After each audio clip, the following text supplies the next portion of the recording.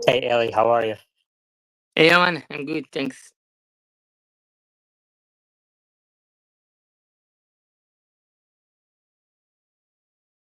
Did you clean your apartment yesterday? I need to clean some more. How you doing? Yeah, doing good. Still working for Zikr, listening to your space, especially for the recording spaces slightly. I was working for Zika going.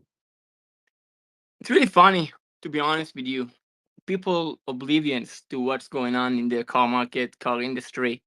People still talking about hybrid, talking about ICE vehicles, they ask why they should go forward to buy electric vehicle when they can buy hybrids. And then I slam dunk on them. I'm using all the knowledge from this space and I'm giving them such a good answers, like, every time. And to be honest with you, they're like, you know what? I'm amazed by the knowledge that you have. And it's just because of the space, I gotta say. What did you learn from this space? Why do you like coming here? So you know what? I hear you ask this question a lot, as you know. And I couldn't give you the answer like before I used to work for Zeekr, but now that I'm working for BEV, I can tell you I know about electric, like the batteries. Like people asking me who's manufacture the batteries for like whatever companies, and I know all of them because of the space. I know the rate, the adoption rate. I know like what's going on with the other companies, VW, Toyota. I know about the CEOs. I know about drama. I know about, like, I can give you more specific details, but like the amount of knowledge that I'm gaining from this space, it's unbelievable. And like Zikr love me. And what's so funny about it is I'm not even trying to sell Zikr, right? Today somebody came to me and is like, should I buy the 001 or Tesla? Straight. I went and said Tesla. Forget about Zikr.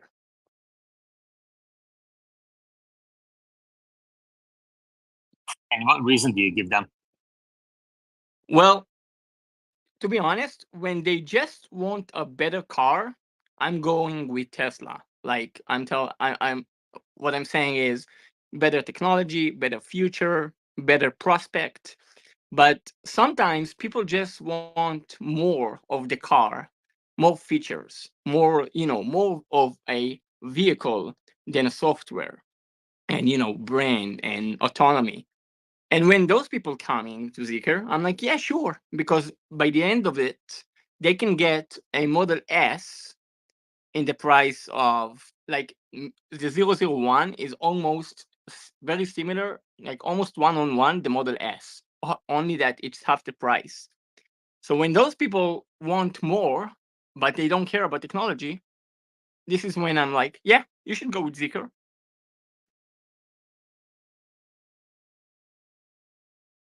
How do they view Tesla at the company? Right. So if you ask the employees, they don't know anything about Tesla. They don't know what's the future, what's technology.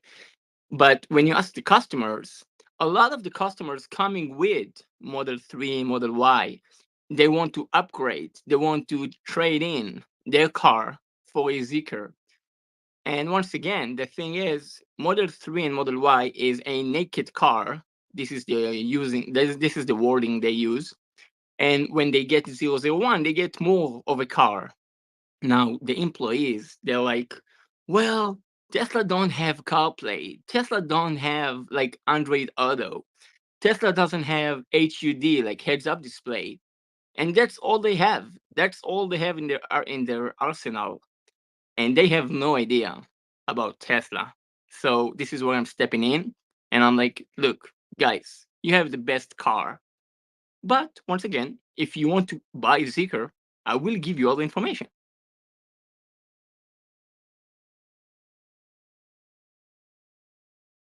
Thank you, Ellie. Wes, how are you? I'm doing really well. How are you? I'm good. How was the weekend? Man, I've had an awesome weekend. I got my Cybertruck back on Friday. I had it wrapped in satin black, and Oh, I'm telling nice. you, oh my god, it's insane. It is insane. Um, yeah, so I'm just on cloud nine right now. Did you post any pictures? Not yet, not yet. I'm trying. It's really weird.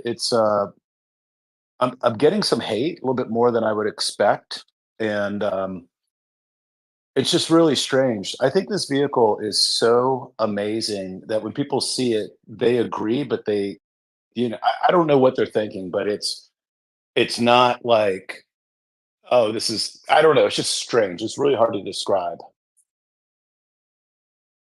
It's obnoxiously awesome. Did you say you're getting more hate? Yeah, I'm getting more than I Why? expected. Like, so I don't know. let's start with like how is that kind of manifesting? Are people coming up to you or throwing stuff at you or what? No, it's really just kind of looking at me like, um, it's a lot of pickup truck drivers for one, and I can't read their minds, so maybe it's not hate, but it's definitely, see, it's somewhat, I'm just, if I'm really frank, I would say that I think they're thinking that they realize that they're in the past now, and I'm not trying to dog on them when I say that. I've never been a truck guy, but I think that they realize that what they're driving now was super cool about a week ago, and it's no longer going to be cool. That's what I think is happening. And an example of that, I had somebody, just talking down about my truck standing right in front of me. They had their back turned to me. This is about a week ago. And they didn't realize I was right behind them, and it was a buddy of mine's stepson. And I don't know. He kind of just went on and on about it being a fake truck and this and that, and it just seemed like it was coming from, I don't know, a political place or something else. But I'm a little surprised as to how much, kind of snarly looks I'm getting and some other stuff. On the flip side, though, I'm getting so many, people are taking pictures constantly. They're filming, kids running up to the truck and, with a huge smile on their face. Parents are asking if the kids can, touch it, sit in it. Um, so it's like polar opposite reactions. But it's a lot of fun. I mean, ultimately, I think the dust will settle on this. I'm in Memphis, Tennessee, as you know. I think I have the only one around here that's wrapped in black. I think there may be one other one in town.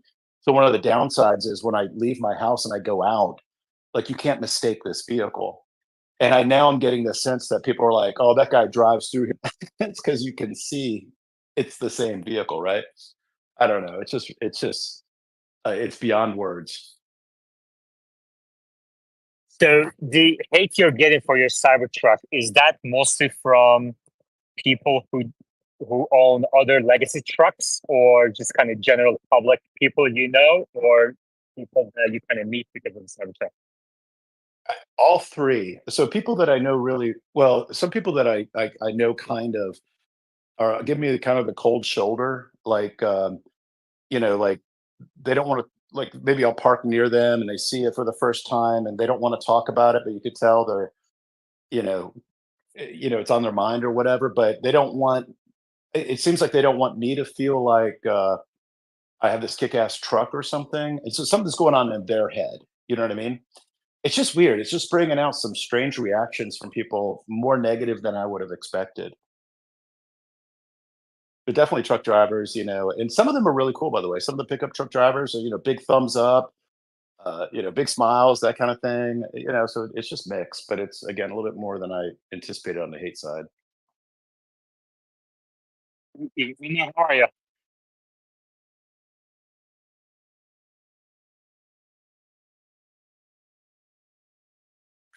Omar, are you there? Hey, yeah, sorry. All right. Joey, how is it going? How are you liking your Model 3? It's good. I still haven't received any updates in over 2 weeks, so I'm just waiting for the new update, but it's pretty good. I've put about like a little more than 1,200 miles on it, which is which I haven't even driven it for a week since I was on vacation. But yeah, I'm just waiting for an update to come but Yeah, it's been really good. I like the efficiency. I'm getting really not a lot of like uh bad range. It's like 250 to less than that. Like if I'm able to go an entire like almost 300 miles on a charge. Wow. Yeah, I'm getting like 200 to 250 watt hours per mile. I've never gone anywhere close to 300, Well, which that's awesome. it's super efficient. Yeah, Uzi.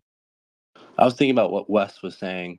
I think it's a matter of price and form for the Cybertruck. I heard there's a 500K Ferrari. It's an EV. No one really cares.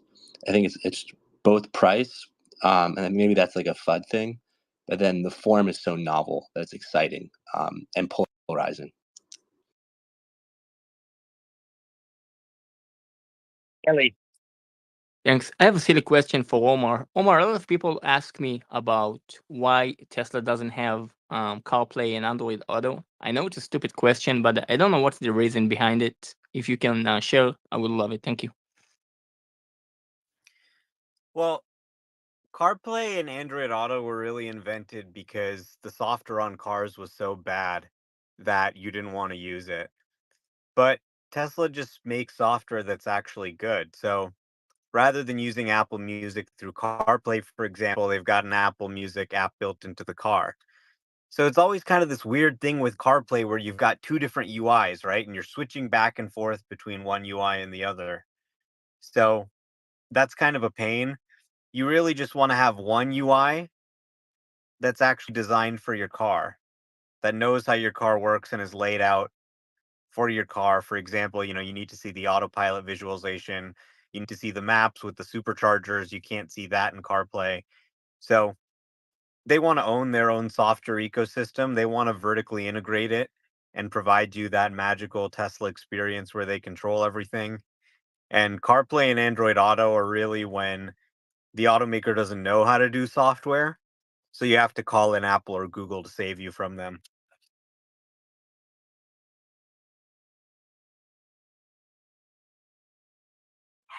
Joey, how many miles have you put on your Model 3 now? Like 1,200, 1,300. Would you recommend it to others? Yeah, it's a pretty good car. Would you recommend people who already own Model 3 to upgrade their Model 3? If they want, it's just really about if you need it or if you can afford it. But yeah, if you can afford it and want it, do it. It's a great upgrade compared to the other one. The like previous ones. Yeah. The ventilated seats is super nice and it just feels a lot more refined and better than the older generations. All right, thank you, Joey.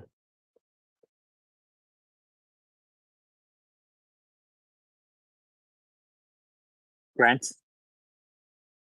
Hey, I'm just curious, what don't you like about it? Thanks for bringing me up. For what I don't like about it, it's Yeah. more or less not like a whole ton, but one thing I don't like about it is that the touch up paint, not the touch up paint. I had to order touch up paint because Tesla's paint is just gets like this is more less about just like paint in general because I don't really have a whole lot I don't like, but it's more or less I just don't like how the paint already got chipped like 10 times because of like I feel like the paint is super thin. That's really, but other than that, I've got nothing I don't like about it. It's a great car. How much was the extra paint cost, Joey?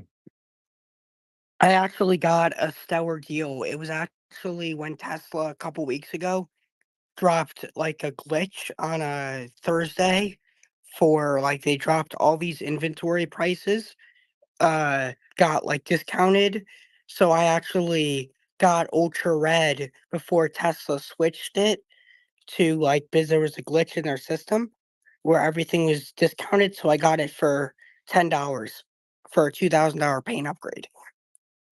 Oh wow, nice. Yeah, so I did good. Wes, I think Grant has a good question. How about that same question for you? What don't you like about your Cybertruck? Yeah, I like a lot, but there's one thing in particular that stands out is I'm surprised on rough roads how the suspension it rides kind of rough. I have a Model S also, and the Model S is smoother on the same roads. I don't feel the bumps as much, and that's really different than what I thought because you have this, huge suspension. I thought it would just kind of, float over bumps like that, but it really doesn't. It's kind of, it's it's acceptable, but it's different than I expected. What are you talking about? What Do you what have it vehicle in do you own? comfort mode? Or do you have it in Yes. sport mode? No, I'm right. I have it in comfort mode. Wow. You must have much rougher roads than we have here because here it's like smoother than a Mercedes Benz. I'm not having that experience. Obviously, when I'm on smooth roads, it feels great, but it's a little surprising. I'll give you an example. When you kind of hit a bump, sometimes it makes like kind of a jarring, kind of a not a pop sound, but it's almost like the suspension, just kind of I don't know. It's just hard to explain. It's almost like an impact occurs. I don't think it's broken or anything. I think it's operating as it should, but I just thought it was going to be like a Mercedes to use. Yeah, maybe there is something wrong with it because mine just feels like you're floating on a cloud. Jonathan.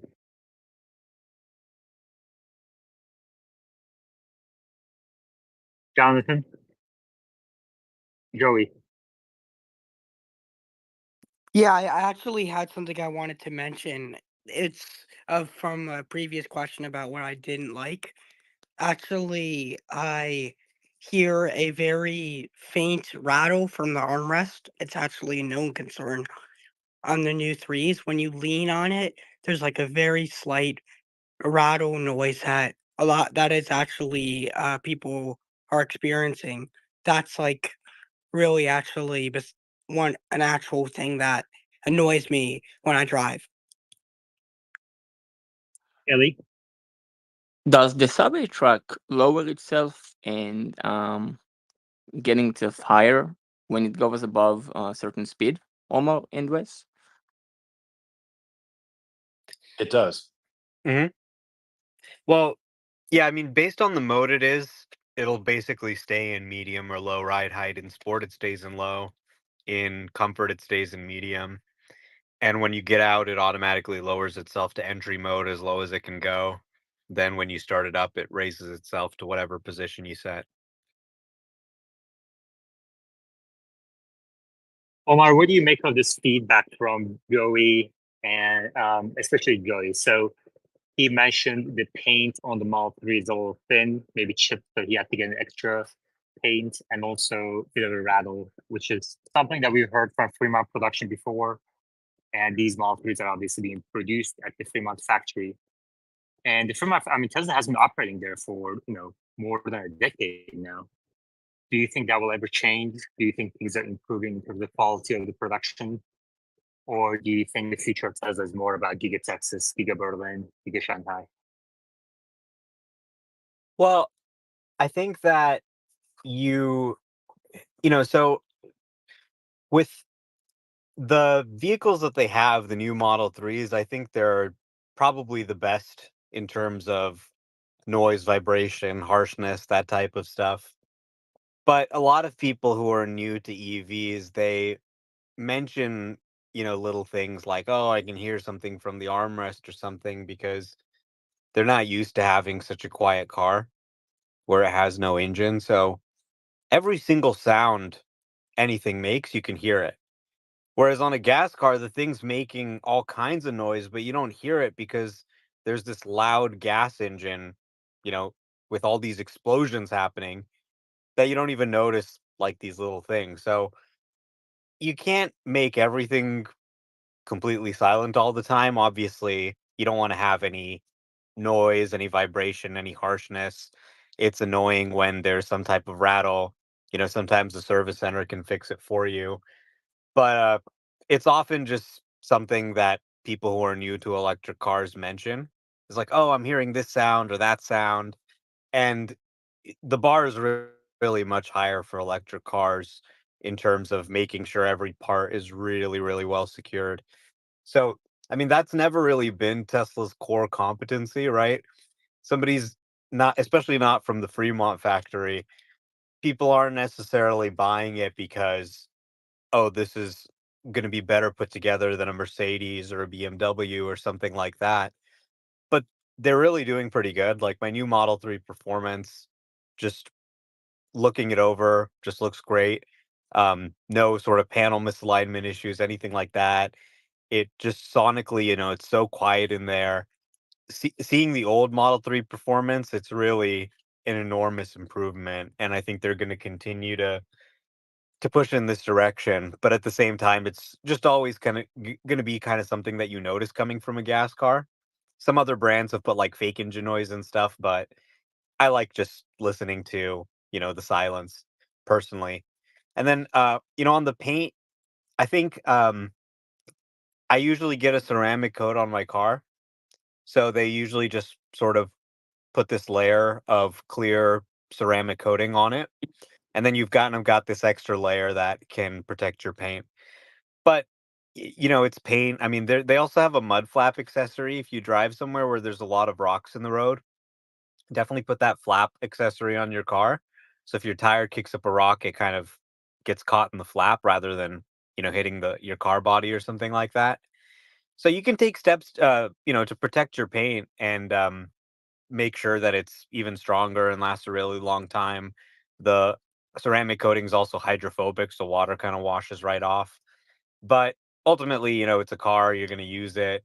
Um, it's going to get, minor wear and tear, rock chips, that type of stuff from using it. So I think most Teslas also now come with a paint protection film on the rear quarter panel as well. So that also helps with rock chips and stuff like that. They usually comes installed from the factory now. Thanks, Omar. Alex, welcome. How are you? Good. How are you? How's I'm everybody? good. Just a Monday. Interesting start to the week. Nvidia went down quite a bit today. I wonder if the Nvidia bubble has popped. Down 6% today. In the last 3 days, Nvidia stock is down 15%. Grant, do you have any views on Nvidia? I don't, but thank you for asking. But I don't play in that space. Okay, got you. And do you have a position in Tesla today? I don't, but I'm looking for an entry point. Oh, really? On the long side? Wow. Yeah. Mm-hmm. Okay. Uzi. I think the consolidation is healthy for Nvidia. It wasn't near earnings, and there's this crazy run up. So what we're seeing now, it not looking at the charts, but it feels right. Yeah. Alex, do you have any thoughts on Nvidia? Well, I thought it was like Uzi said, like very overbought. It was going crazy. So yeah, there's bound to be at some point some consolidation, and who knows where it goes from there. Right. Okay. Robert Roth, you may unmute yourself and go ahead. Oh, thank you. So I'm a 80,000 mile Tesla Model 3 owner and still very happy with the car. But if you guys don't mind, I'll tell you a quick story. My Of course, go daughter, ahead. yeah, my daughter had a stalker who put fertilizer in her gas can. And of course, Toyota refused to fix the car. They totaled it. So her brother and I bought her a new Model Y. No gas can to put fertilizer in. Got surveillance mode, and it'll brighten her day. That's it. Thank you, Robert. Grant, so you mentioned you're waiting for an entry point into Tesla stock. Do you have a price target in mind that you would like to share? Yeah, not really. Like the thing that keeps holding me off is I've looked at the vehicles buying one for. I actually looked at the Cybertruck, and I'm on the list. And the order came in, and I had so many people hit me with their order beforehand, saying, "Hey, I'm bailing on it." I just wonder what the bailout number is on people that ordered it and then canceled or didn't see it through. And then I did the same thing with a Y3. I think it's called the Y3 for my daughter. And the order came in. I pushed that off. So I just wonder how much that activity is actually happening with people making reservations and then don't see them through. I just see as a consumer my resistance to seeing the cycle all the way through to making the purchase. I hear from people that have bought them that they're willing to go back for seconds.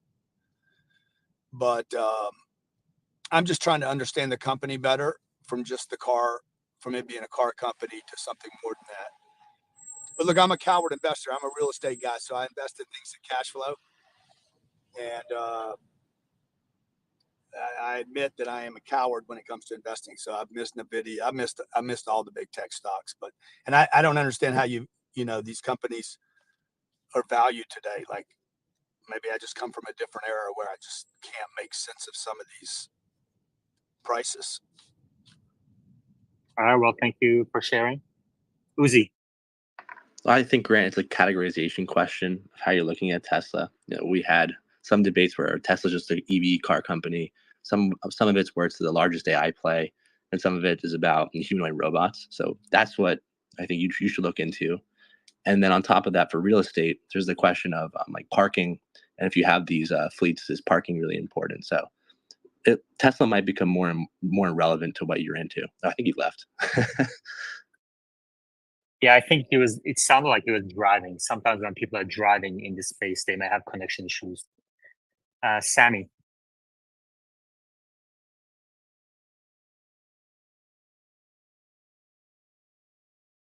Sammy, go ahead.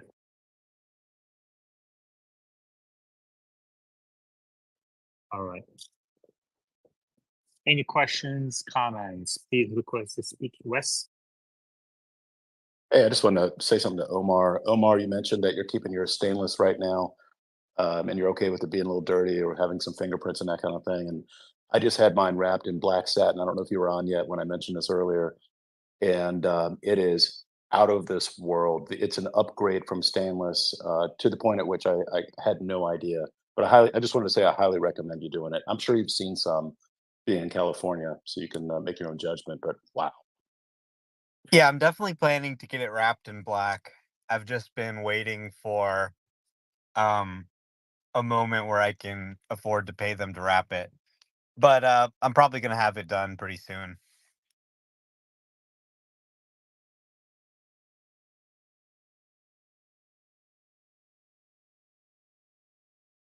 Like, what's the? Can I ask, because I don't understand it. Like, what's the idea? I understand different colors, the whole stainless steel rugged look with a little bit of scratches and stuff. People don't find that appealing. I mean, I think I like the black Cybertruck. So I like the color black on the Cybertruck. I think it looks sick, kind of, giving Batmobile vibes. But then also, it's a Foundation Series Cybertruck. It's one of the first Cybertrucks ever made. So you're preserving the original stainless steel as well. And you could, let's say, sell it to someone down the line and they could take it off and they've got a brand new Cybertruck, stainless steel, just like when it was bought. So that Okay, might that have some makes value as sense. well. Yeah, okay, so Mm. now it's making a little bit more sense. Yeah, the stainless steel, like it just kind of it is what it is. It's not that it's like invincible, like you can do whatever and no marks are going to show up, but like, you know, like you open a door into the wall or something like that, your door is not going to have a mark, the wall is going to have a mark. And it is, generally just stays looking good even with your typical wear and tear on it. So I like, the stainless steel finish on the exterior. I'm fine living with it. You can definitely just have it raw stainless and be fine. But I always kind of wanted the black even before I got it, so that's what my plan is. Chris? Yeah, I would say for me, the fingerprints were more annoying than I thought. They really detract from the look, in my opinion. I mean, it's not bad if you like the rough look, of course, but it took constant cleaning for the week and a half that I had it before I had it wrapped, meaning I was Windexing it maybe twice a day, and it didn't completely remove the oil from the fingerprints. It like 80% of it was gone, but you could tell there's like a little bit of a smudge there. And so wrapping it for me has really just made that go away. And then I put a ceramic, actually graphene coating, similar to ceramic, on it, and now it's just slick. And you can just take a microfiber without any spray or anything. Just take a microfiber towel and just kind of barely touch it, and any dust and everything just falls off. It's just night and day from what it was previously. Yeah, I don't really notice the fingerprints anymore. I definitely did when I first got it because I was admiring the truck a lot, but you get some dirt on it, you get some mud on it, it's got some fingerprints, it kind of all just blends in together eventually. And also, you don't have to touch it. You can avoid touching the door by touching the button and kind of pulling it out, maybe pushing it back with your butt or whatever. So, it doesn't keep me up at night that there's fingerprints on the truck. I'm sure there are if I went out and looked at it, but I don't even really see it anymore. It just kind of blends in. But yeah, I agree. That is a big reason to get it wrapped. The stainless steel is a little bit unusual to like keep clean, right? It's not like a traditional car where you just kind of wash it. You need like special stainless steel cleaner sometimes and special techniques to clean it. So that is also another advantage of wrapping is everything's just kind of on the other side of that wrap. Wes? Yeah, just for anybody listening to this that's thinking about wrapping their Cybertruck, including Omar, one of the things you have to do is you have to roll the wrap around the edges. Many of the places I'm hearing in the country, they want to cut the wrap right at the edge because it's so difficult to roll it. But T Sportline has some really good videos of how to take it around the edge and stuff. But there's a big difference in the looks if you have a company that kind of cheaps out on it and doesn't learn how to roll it. It's a real big difference. So just highly recommend that you find someone that's going to roll it around the edges. Bobby? Hey, what's up, everyone? So, based on y'all's conversation, I don't know how many people have read the book Elon Musk by Walter Isaacson, but he pretty much explains some of the cost effectiveness that they try to do to where, even with the Cybertruck, it's like one big mold to where, in the early ages and early years of Tesla, just in production of getting cheaper costs, whether overseas or building it themselves. They realized that having lower parts attaching to a car is a better effective model. But then with the transformation of after Tesla actually became successful, and Starlink came about, and then also with SpaceX, it seems like the Tesla Cybertruck is like an embodiment of SpaceX, to where, like I said from the book, if the some of the space shuttle parts are actually stainless steel, and this was actually a big red flag for like NASA because they didn't think that was actually feasible when it comes to actually would it be able to sustain heat and pressure and just sustainability.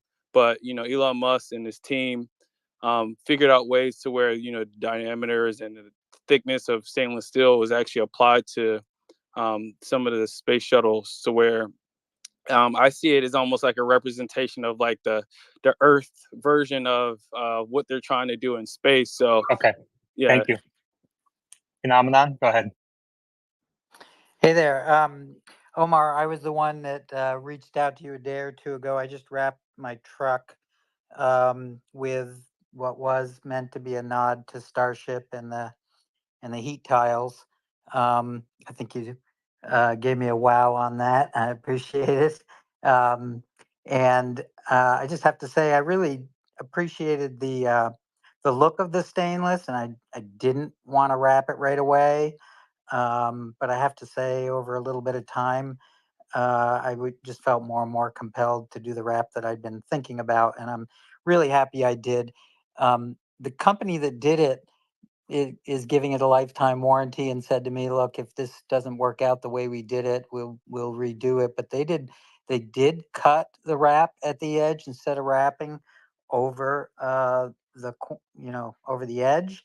I actually like that look, and I felt like it simplified and actually dramatically reduced the cost of the wrap for me. So we'll see how it goes, and if it turns out it doesn't go well, they said they would do it differently. But we'll see how it goes, and I'll let you know.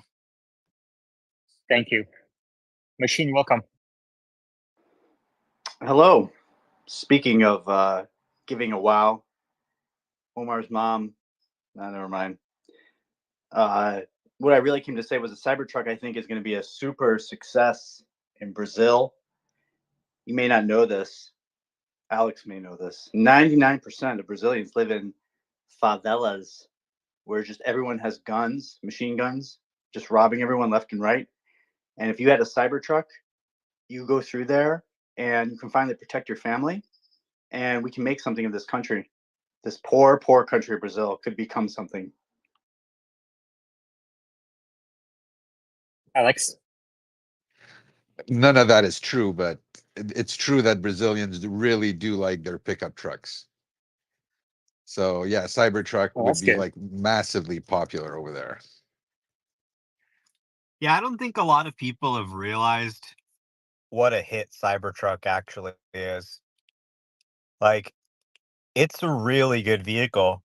I was surprised to hear Wes saying that there were people hating on it in Tennessee.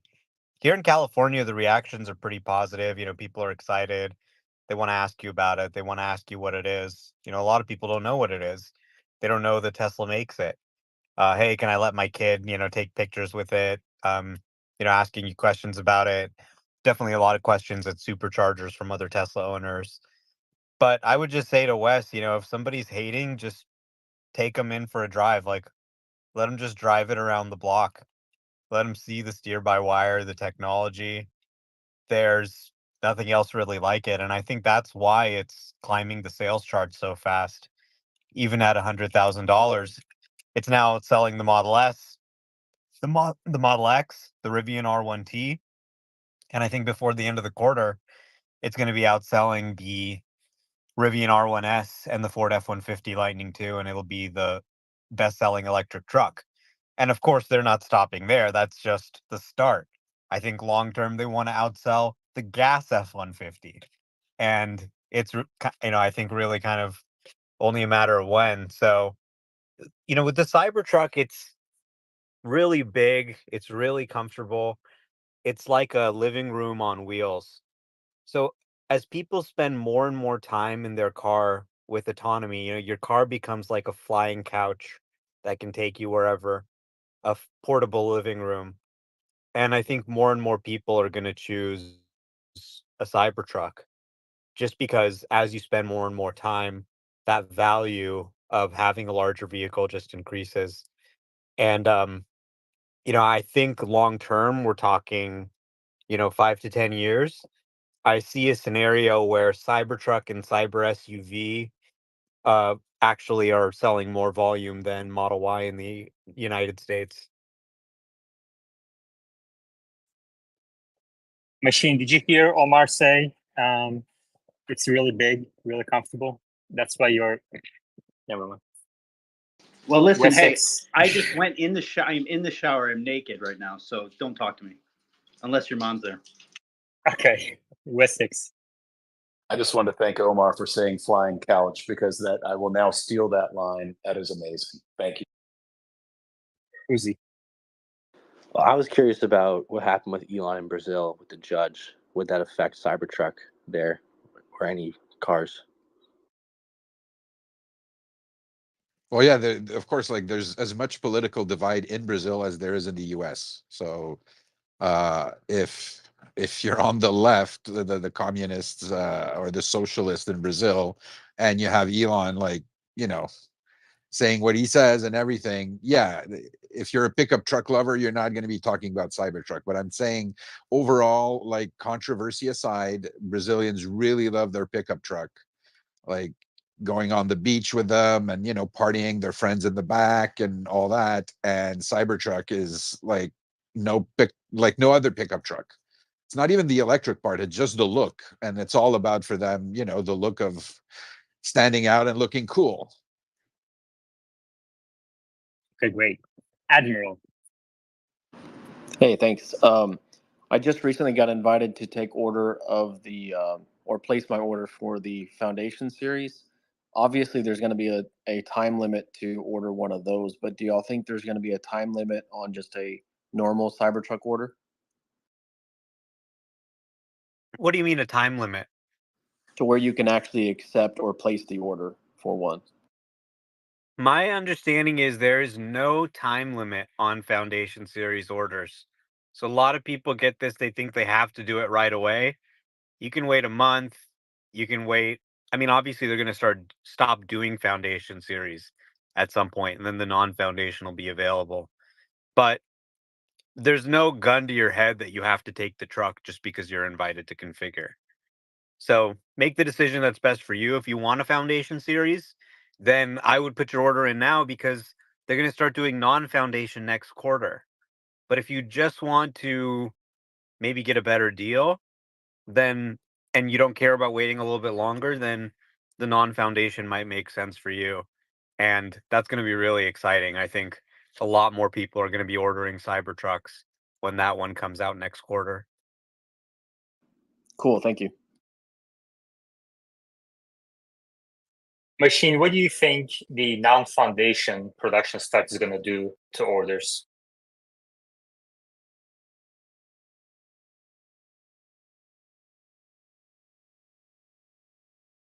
Machine is busy, I think. Looks.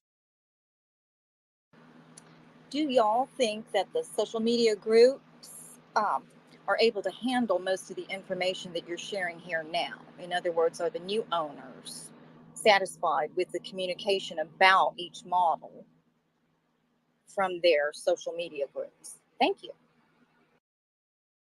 Omar, did you understand the question? No, not really.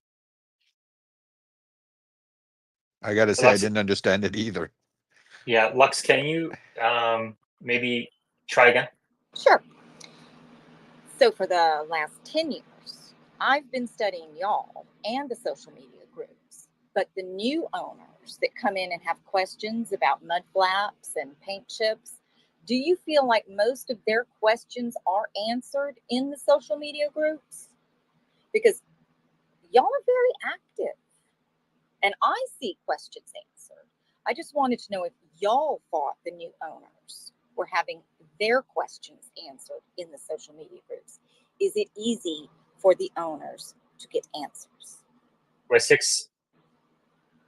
Yes, I think so. It's Facebook groups are a good example of that. And you ask a question. I'm a new owner. You ask a question, and you get about 60 answers, maybe 100, and a lot of them are just garbage or whatever. But you can see the theme as to what the best answer is, or maybe some ideas and things like that. So yeah, I don't think there's a lack of information at all, and people are willing to give plenty of advice and things like that.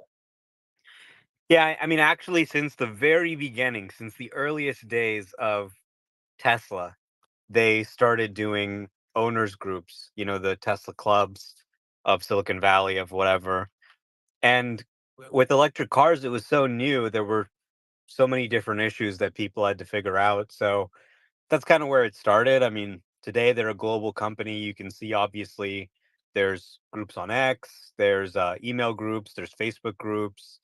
There's also, and obviously in China, Chinese social networks, forums, all kinds of information on YouTube. So, I mean, obviously, only a small slice of Tesla users worldwide are coming to X and are coming to this space. But yeah, there's definitely a lot of information online for people to help each other. But Having said all that, I think the best information is in this space. So if you would like the space to grow, please contribute through the link at the top of our screens via Patreon and share the space with your loved ones, colleagues, friends, haters, everybody. David Katz. Morning. Yes, this space has high quality and not only information, but high quality people here who want to help and discuss and are sincere about what we're talking about. To Lux, I have to tell you, in 2021, when I ordered my Tesla, I found Clubhouse, and the Tesla rooms on Clubhouse were very informative. I could listen. I started asking questions. I actually made friends. We met each other. We went to the plant together. And so I could break into that room at any time if I was on the road and something I didn't understand was going on. But it's broadened out since then, of course, with the millions of people that own Teslas.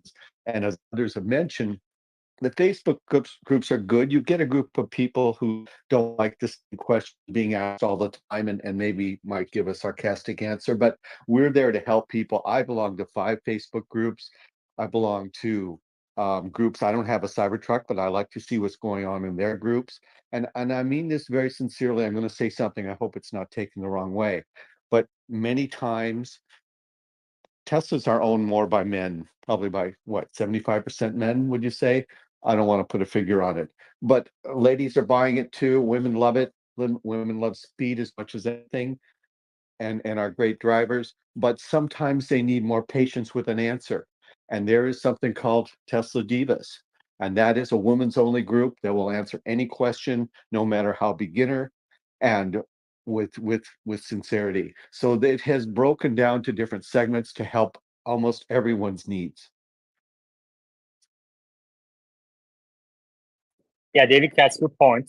Alex? Sorry, I was just typing something. Give me a sec. Okay, Machine? I just want to say to David Katz, thank you for saying those nice things about me and my contributions to the space. Yeah, I want to kind of comment on this. Their Teslas are mostly owned by men. That is true, but I think that's changing quite a bit. So this is actually a topic I looked into quite a lot in 2022 because the disparity was even larger back then. It was like 90% to 10% almost. And one reason is because women, this is obviously a general, it doesn't apply to every single person, but generally speaking, women they don't want to spend as much on a car as men may do, whether it's for performance or whatever. And with the price cuts, and now that Tesla's prices have come down lower than average vehicle prices, I think that's the primary reason why the disparity between genders is shrinking. So you're going to start seeing more women own Teslas, especially the Model Y, as you can't get a Model Y today, even with FSD on Tesla's own used inventory page. You can get a used Model Y with reasonable miles, no accidents, and FSD paid for like $32,000. I mean, that's an incredible deal, So I think things will change pretty rapidly from here. David Katz and the Machine. I'm glad you said that. I'm sure it is changing. And for families, if they can afford to buy one new car, I think that they would want the spouse and the children to be in the safest car, which certainly the Tesla is, almost all 5-star ratings, and many more spouses and families are driving Teslas. You're absolutely right about that. We have a new speaker. I think first time speaking, Chicken at Tesla. Go ahead. Hi, can you guys hear me? Yeah. Okay, hey. Yeah, so I just wanted to comment. I was actually sitting next to Phenomenal as he was listening, and I said, oh, I got to jump in on this. Because ever since we got the Cybertruck, what I've noticed is, in my opinion, I've found about 80% of the people who come up to the truck are women. And it doesn't matter if I'm driving or if he's driving, but there's a lot of interest, especially in the Cybertruck, by women. It's actually quite mind blowing. and we've put probably a little over 4,500 miles on it. And we drove from Florida up to Vermont. And we've been in Vermont now for about a month and a half. And overall, it's crazy how many women are actually very interested not only in the technology, but people didn't even know it was a Tesla. Some people asked me if we made it. I'm like, oh yeah, we made it. Um, anyway, I wanted to say something about the whole women thing because there has been quite a bit of interest in my experience so far from women. Perfect. Yeah. Thank you. Machine, then Omar. Yeah, I too have noticed the trend. There being more women Tesla drivers, especially that I'm noticing the Tesla drivers are getting worse on the road. Oh my God. Omar. Yeah, I agree. I mean, I think women love Teslas for a lot of the same reasons men do. But also really, you see Kim Kardashian driving a Cybertruck. It's got a little purse holder in the middle. I've heard a lot of women mention that when they get in the Cybertruck, they go, "Oh my God, I could just put my purse right here. This is great." So that's a great feature for women. Kim Kardashian, lots of famous women. Machine's mom, she loves my Tesla last night. So really great response from women. Very good. Uzi and West. It might be another question of form. I think women tend to like those Jeeps where it's more of like an SUV, a less sedan-like. So maybe with Cyber SUV comes out, just like the Cybertruck, there's more appeal to that market. Thank you, Uzi. There's a question in replies. Where's your Patreon link? It's at the top of your screens. The Patreon link is at the top of your screens. Patreon.com/Valley Analyst. Wessex? Or you can Yeah, go I to just want TSLAlive.com. All right. Omar, can you tell us a little bit about that? A little bit. Sorry, Wessex. The website. Yeah, so we just got the domain name TSLAlive.com. Right now it just redirects to his Patreon, but we're going to build some stuff there, help monetize this space, and we'll probably sell some sponsorships. So we'll have more information about that later, but TSLAlive.com. And, quick way to get to the Patreon. If you need to find the link, TSLAlive.com. Boom, you're there. That's awesome. Thank you, Omar. Wessex. Yeah, I just wanted to confirm as a single man, I've been thinking about this since I bought it. If anybody's listening to this that's single and wants to meet women, I don't think there's any better ROI available than purchasing the Cybertruck. It is outrageous. They flag me down while I'm driving, like they're waving. It's just unbelievable. So definitely great ROI. Machine. This is a classic man response. Man thinks for the first time that a car is going to attract women. This is the first time ever in the history of man they think a car is going to attract women. Getting in shape attracts women.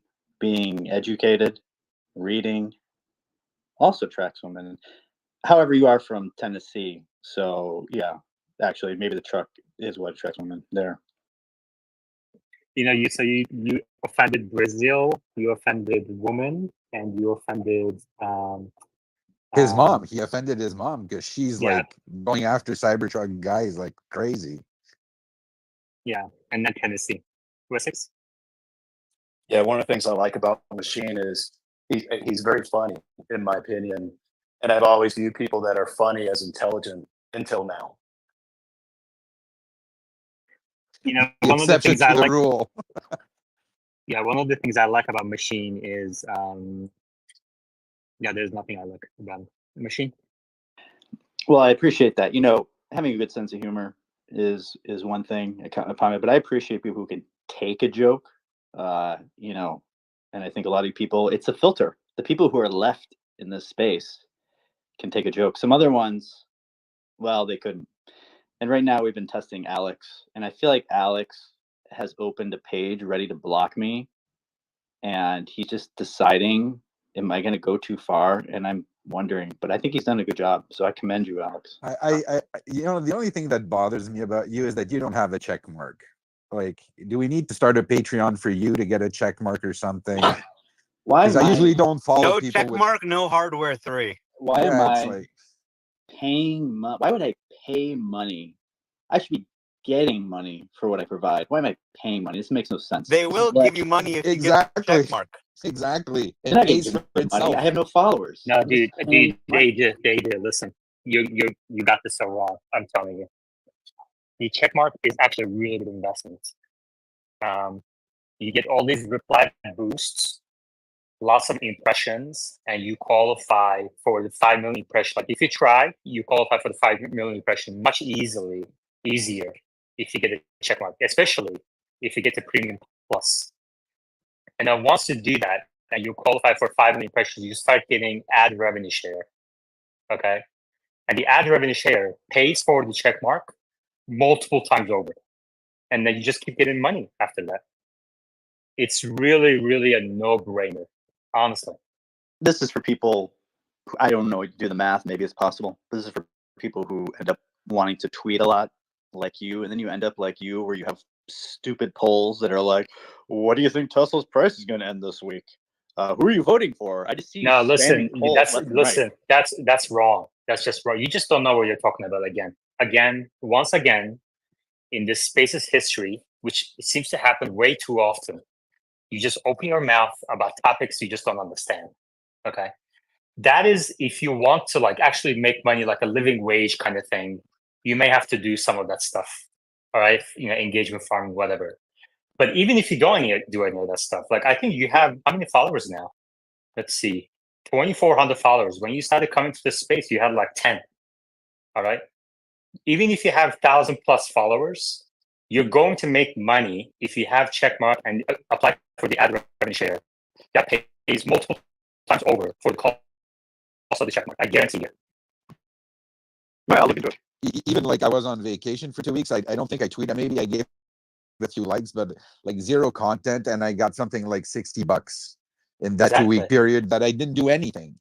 So exactly. And honestly, if you tweet just a little bit, like in a 1-2 week payment pays for the whole year of premium.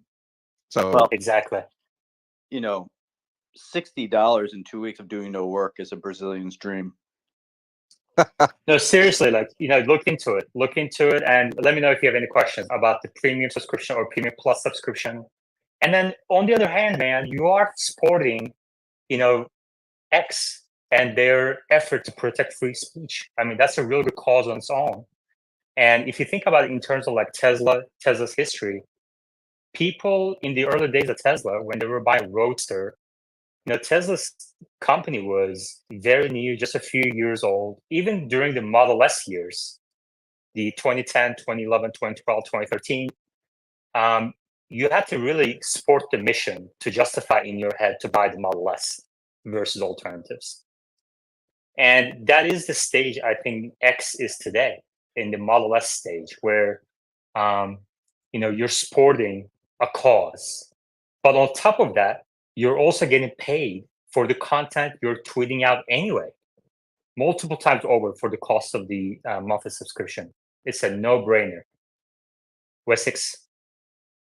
Yeah, on a related point, question for Omar. Omar, are you getting value out of Grok compared to other large language models? And secondly, have you tried out Claude 3.5?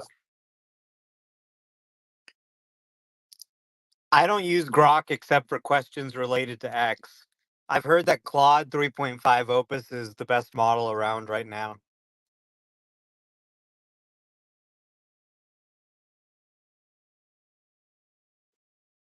Yeah, Grok is useful when you have like real-time questions, because everything else needs to kind of like look at what's on internet. Whereas, obviously, as we know, real-time news happens on X. Luca. Hello, everybody. Why does Tesla need 18 months to implement hardware 5? Why don't start now if the design is done? Omar? It takes time. They're just now completing the transition to hardware 4, right? So it takes time to design and ramp a new chip.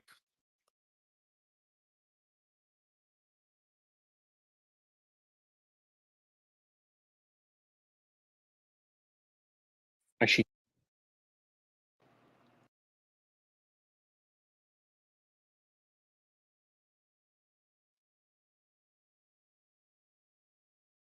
Machine. I'm sure it's not a coincidence that the timeline for hardware 5 is approximately the timeline for the robotaxi vehicle being produced. So I think those are synced up as well.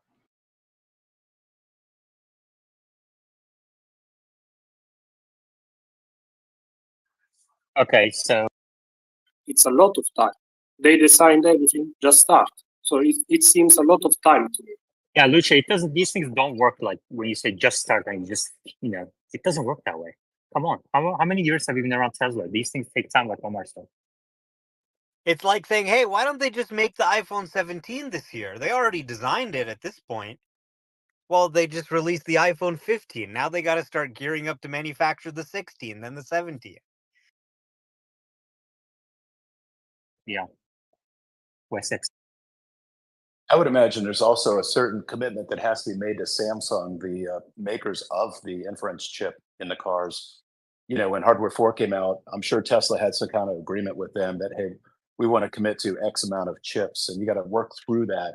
And they probably do have the design for 5 in their hands with about Samsung, but it takes that's another reason why it may take a moment.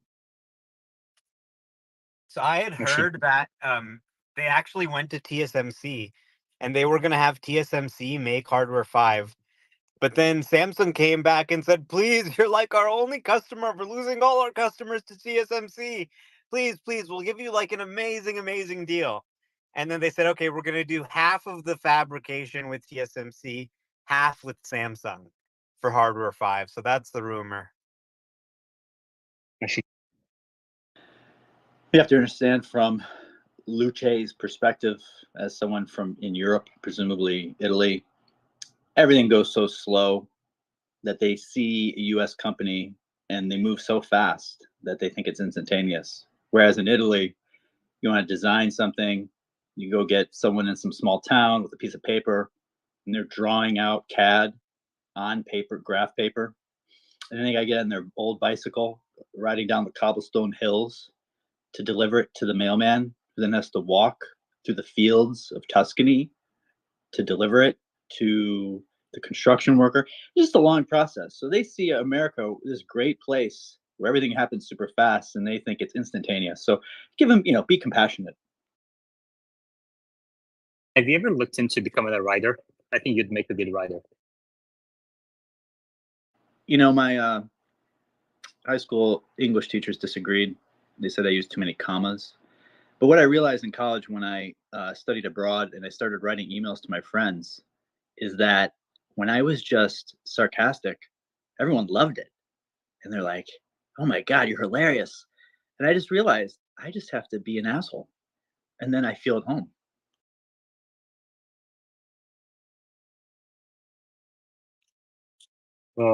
He's insulted Brazil, Italy. He's all about women. stereotypes. That's the thing. And I think that's deep down, that's what he is. He's like bigoted, full of stereotype prejudices. And he just like opens the filter and lets it out in a funny kind of way. So it passes. It passes. I think he probably watched too much South Park when he was growing up, and he thinks you can just say the N-word or do whatever. You're Eric Cartman, but the world doesn't work like that. Well, there are some truths there, and you get a rise out of people. But I'll tell you what, these generalizations obviously overgeneralized if we're being honest, but there's always some truth to some of those things, and you get under people's skin. But at the same time, some people come back to you later, be like, yeah, you're actually right. That's how things are, and so I am partially joking because I am partially correct. What works here, Machine, is that you're a foil for Yaman, and it gives like this good cop, bad cop. Yeah, and exactly. I didn't understand it at first, and then it came to me, and he watched it happen, and it enlivens the place up for the most part. There's nothing good about. I mean, in other ways, machine makes me look better. Listen, this guy. Machine makes everybody look better. The mom jokes are a little overplayed, but the rest of it is great. I have to balance out this Middle Eastern influence in this American space. It's just too much. Okay. Those aren't jokes. He's actually banging everyone's mom. Uzi. A little PSA. I think the comments are closed. Comments closed? What do you mean? What do you mean?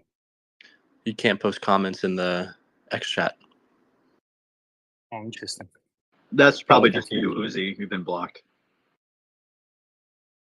Justin won.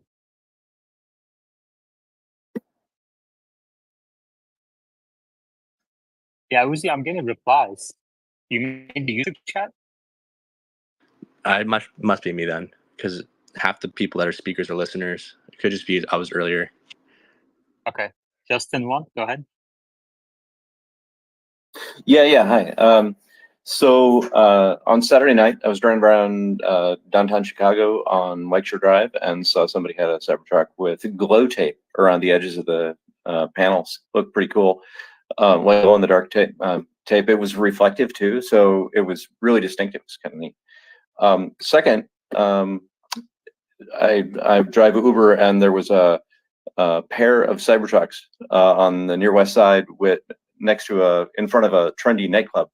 They were both they were flanking the entrance, right? It's a crowded street, parking on both sides of the street, so it was hard to get through. But I was dropping off somebody there, and I was like, "Oh, cool! Hey, two Cybertrucks."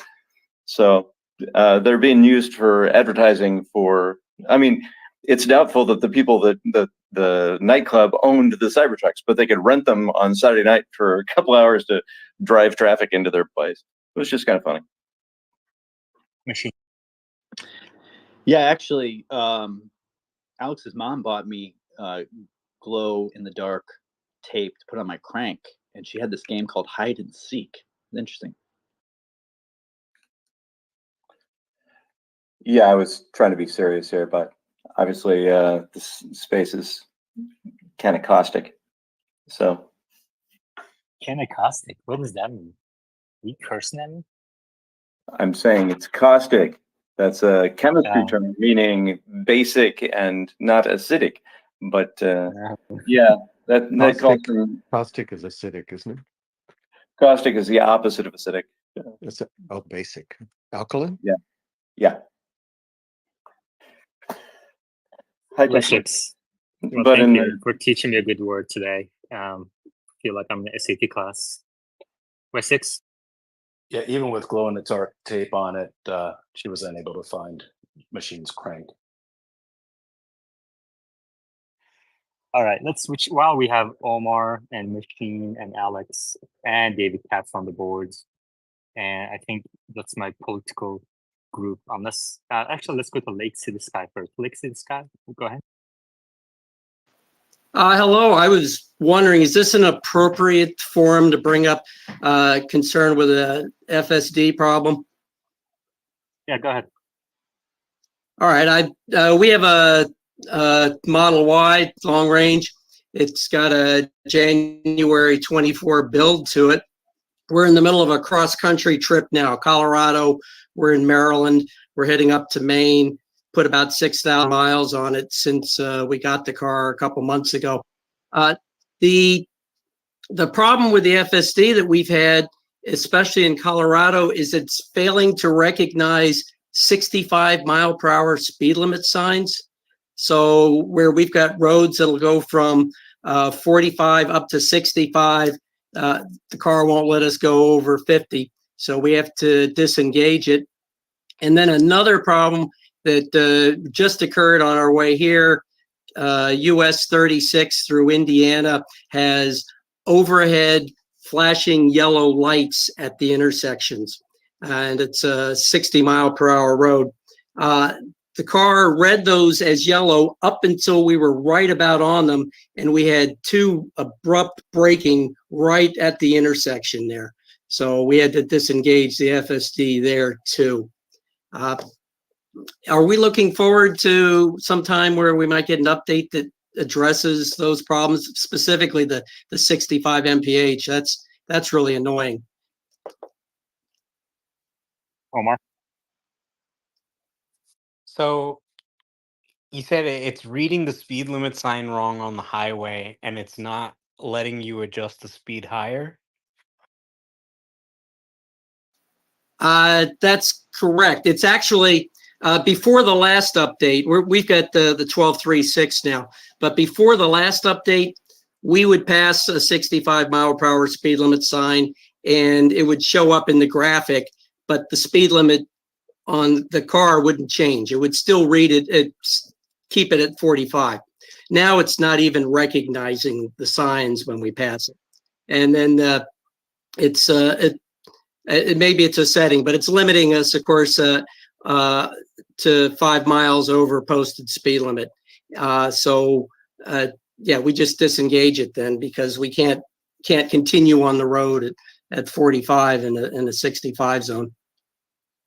Well, you should be able to set it to any speed with the right scroll wheel, even 10 above, 20 above, you name it on FSD. Okay. We'll try that. It's been cutting us Yeah, off. give it a try. And also use the auto speed setting. If you are limited to going 5 miles an hour, then you might be on basic autopilot mode instead of FSD. So check your autopilot settings and give me a DM and you can send me a screenshot. I'll help you take a look at what's going on. But you should be able to set the speed to any speed you want with the right wheel. Or if you have auto speed on, it should kind of just intelligently pick the right speed. So give that a try. All right. Now, Thank you, Lake City. I've seen in some of the forums that folks in Colorado especially are not getting the 65 mile per hour speed limit sign recognized. Is that any comments about that? It should be able to read speed limit signs.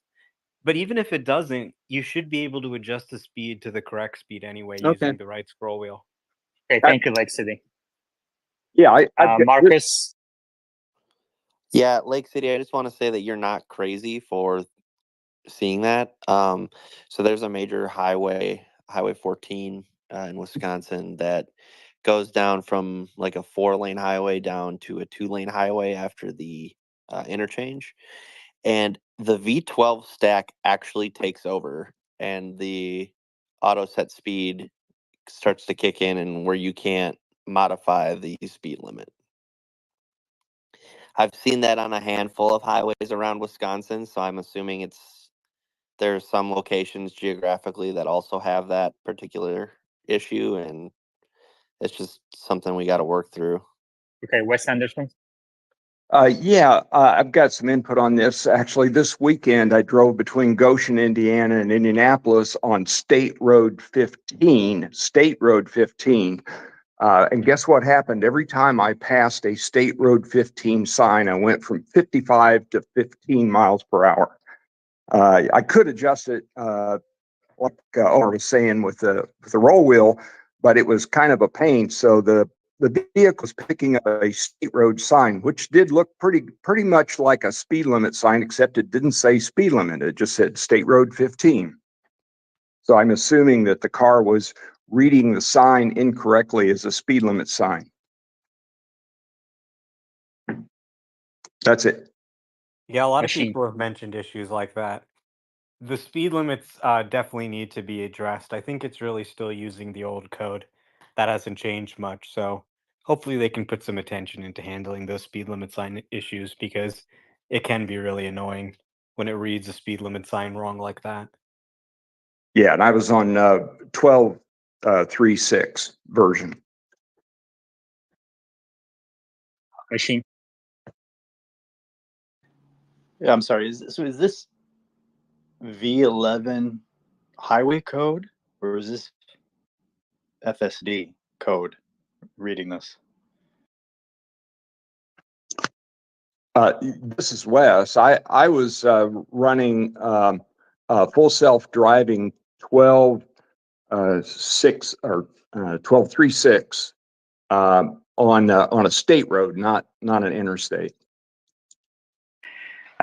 If this is FSD misreading the signs, I mean, I don't know if it is or not, but it's just probably an example of what Elon Musk says is a quote Yeah, it known could be bug. that maybe it's using the new stack or something like that. So maybe it's using auto speed.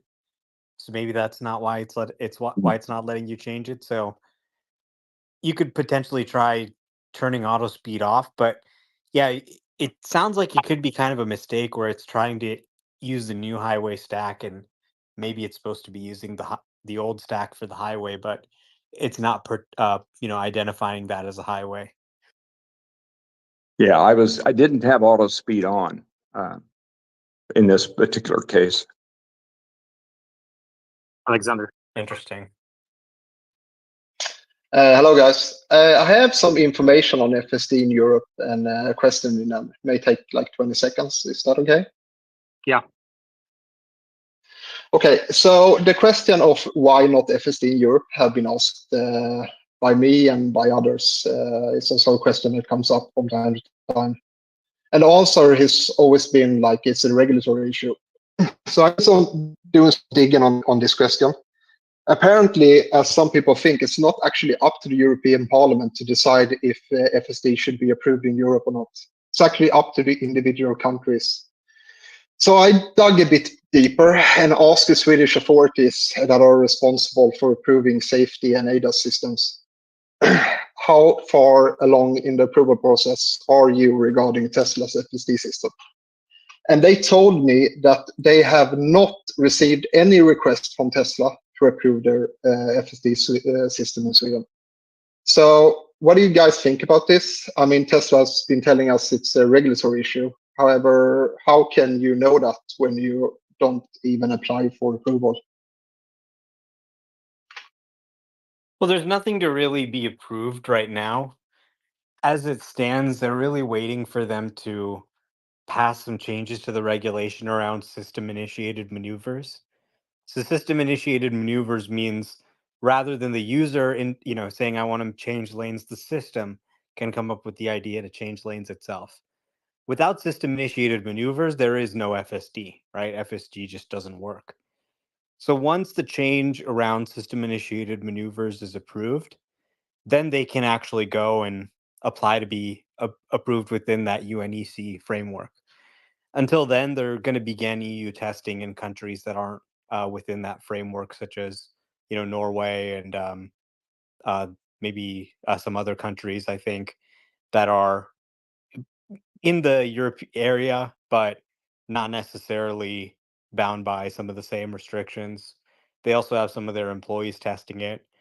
So really, the system-initiated maneuvers is a big thing. The other big thing is some regulation that would allow them to go without a steering wheel nag. So until those changes to the rules are made, there's nothing to really ask for approval. Obviously, they have a system that's sold in Europe on millions of cars already, which is their existing autopilot system, and they have approval for that. Once system-initiated maneuvers are allowed, then they'll follow the same process for FSD as well. Okay. Thanks. Mark Shear. Yeah, thanks. Yeah, I was just going to chime into the speed issue, picking up state road signs, and now since we've talked about it, I don't have much more to contribute other than there's a state road 20 that same phenomenon happens, and the 65 mile per hour. I think you guys covered that pretty well. Thank you, Mark. All right, let's talk about the poll at the top. Who are you voting for? We have more than 1,000 votes. Trump or Biden? Alex, which candidate do you think is better for the EV future? For the EV future? Correct. Definitely Trump. Can you tell us more? Yeah. Biden made a lot of promises about, just to start charging stations, and nothing has been done in 2 years. The economy is going into the shitter. So nobody's, look at the inflation, the interest rates, the whole macro is basically his fault.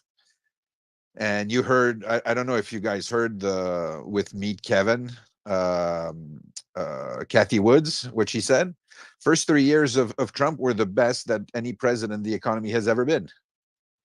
So if we want to propel EVs, we need a president that,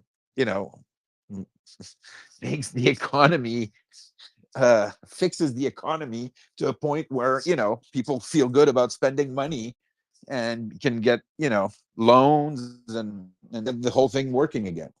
Anyway, I don't have a dog in this race because, of course, like I'm Canadian, Brazilian, so but I will try to, put my vote in there. A little fraud here and there doesn't hurt. Give him my vote. Machine. I think it's a little more complicated than that. I don't think the president drives the economy. Obviously, they have some influence on their decisions, such as the tax cuts from Trump maybe helped.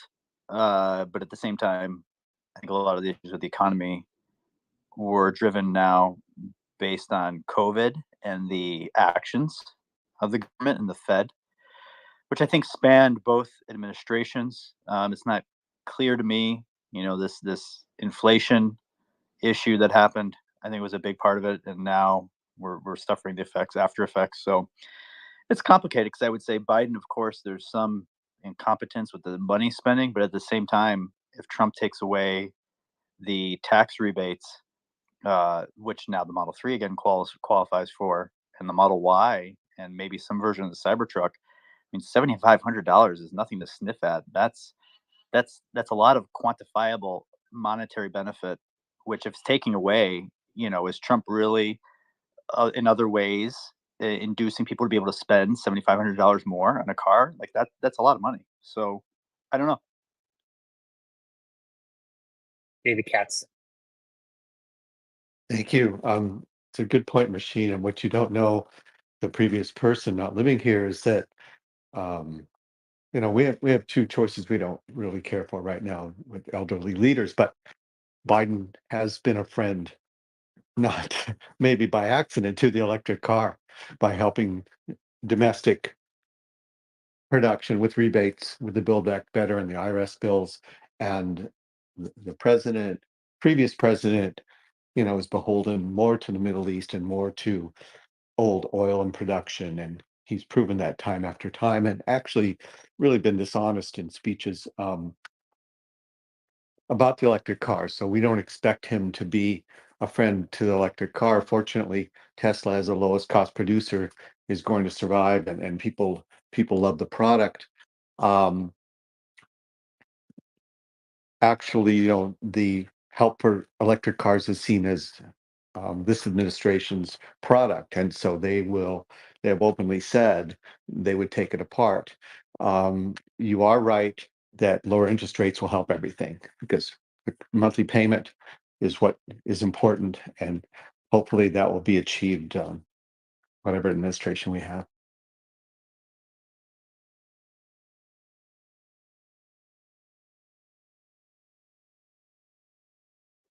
Light Spirit.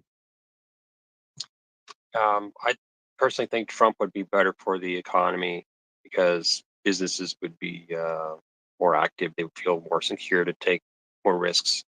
And as for costs of the cars, I think the prices of the cars will go down because the cost of materials would start to go down. Under Biden, we had a huge inflationary problem, and supply chains have been having hard time catching up, and it's just been very heavy for them. So I think with Trump, a lot of that would be resolved faster. I don't particularly like Trump, and I'm not going to vote for him. I'm going to vote for RFK, by the way. It should be in the poll. But yeah, I think Trump is the better for the economy.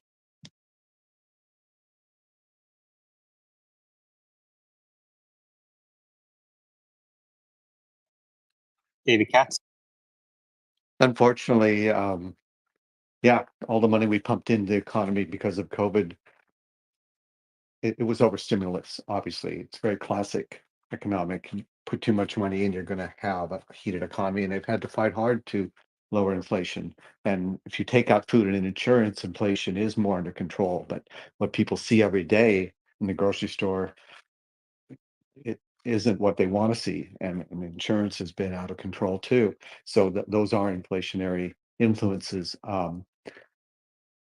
Both presidents are spending too much. Both parties are spending too much, and we need to control that. And I think people don't see enough of a difference between the two um, as far as actual policy. I'll just say, like, for those who have watched like the All In Pod interview with Trump, like I feel at least he has the instinct to like cut spending and make deals, which I don't hear from RFK. RFK talks about like making government smaller, but it's not about like the money spent. And a lot of what Trump is talking about is about like, why are we spending? Why are we sending them like $1 billion? Like, why? Like, what are we getting for this? Is it a good deal? Is it not a good deal? And I think just that approach, like, I don't know, I thought it was interesting. Whereas Biden, it's like money for everybody. Woo, yeah, let's go. And there's no consequences. Inflation, what inflation? It doesn't exist. And I don't know. At least one has the instinct of, are we getting value for our money?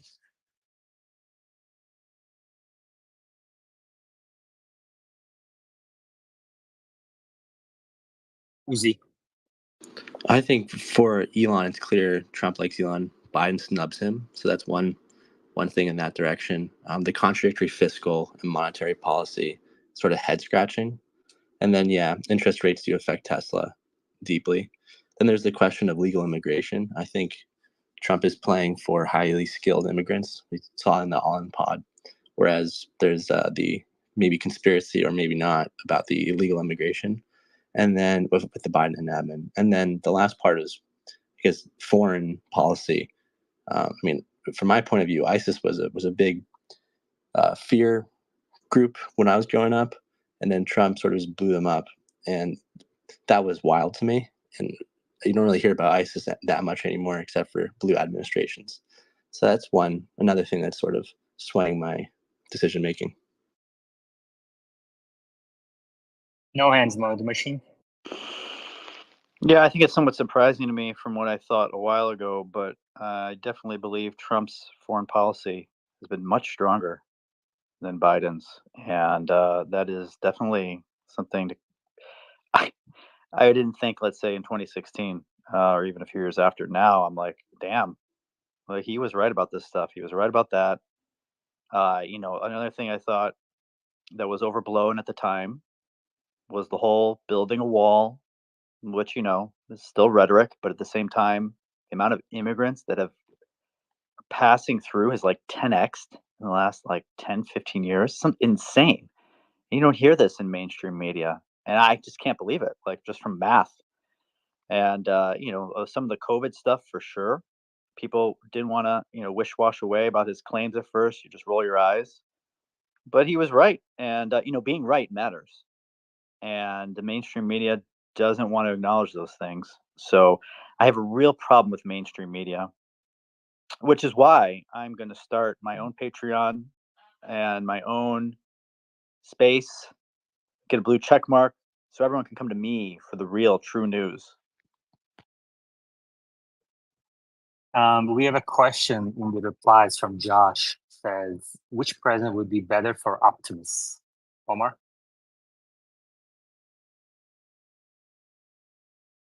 Well, I think it's just important to highlight that both of these candidates are morons. They are people who would not be qualified to handle any other job in this country, okay? If they were hiring a Walmart greeter and Joe Biden showed up and they didn't know who he was, they'd say, hey, this greeter is a little confused. He's mumbling. He can't even say hello. He's saying, blah, blah, blah, blah, blah. He's smelling their hair. They wouldn't even hire him as a greeter. Yet these 80-year-olds who we don't, when you turn 65, we go, thanks, old man. Go off and retire now. Take your 401k. You did a great job. But these guys are, decades older than that, and they're supposed to be running the country. So I think it's ridiculous that we're having a rematch on the last election. 90% of politics is bullshit, you know? So saying Trump's going to be the answer or Biden's going to be the answer, both of these guys are bad in different ways. It's almost kind of a wash, right? So, yeah, Biden is giving the EV tax credit. But on the other hand, the EV tax credit caps the profits that EV companies can make. And then there's so much inflation, in part because of the massive government spending under the Biden administration, that those price credits just suffocate you. Those price caps just suffocate you more and more over time, right? So there's good and then there's bad. And then, they're subsidizing hybrids. And there's all these restrictions. Now you can't use Chinese batteries, even though the Chinese batteries are the cheapest and the best ones. And that's where most of the battery industry in the world is. So what's designed to help or designed to look like it's helping is in fact quite pernicious. And a lot of people just don't know about it, right? So they don't even know that this thing is there or whether they can qualify for it. There's an income limit. It's, you know, the government rarely helps by getting involved in anything, even when they're giving you 7,500 in cash. And I just took advantage of the credit, but ultimately I'm not really sure if it makes sense long term, how sustainable it is. I think the manufacturing side credits and stuff, that's uh what makes a lot more sense. But what I'm going to be doing is just voting for Kennedy. And I don't really know a lot about Kennedy, but I'm just going to vote for him just because this election is two bad choices, a douche and a turd. So, wouldn't it be amazing? And I don't think this is going to happen if Kennedy just won. If the American public just said, hey, screw you guys and your bullshit. We're tired of voting for a Bush, a Clinton, or a Biden, right? We're just going to pick somebody else. Maybe that would send a message. Or even if he had much higher support than people were expecting. I think the American public is rolling their eyes at being asked to make the same choice for a second time.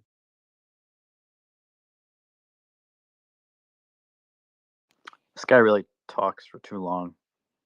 The answer between who would be best for Optimus is very clear. It's Joe Biden. Here's why.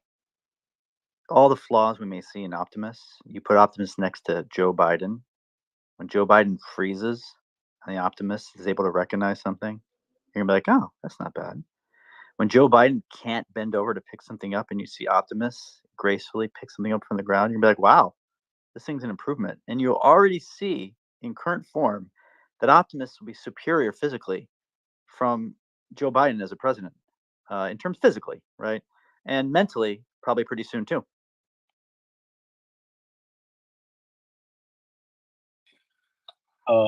That was perfect. Lightspread and Alex. No, I was just gonna say, like, I agree with Omar mostly.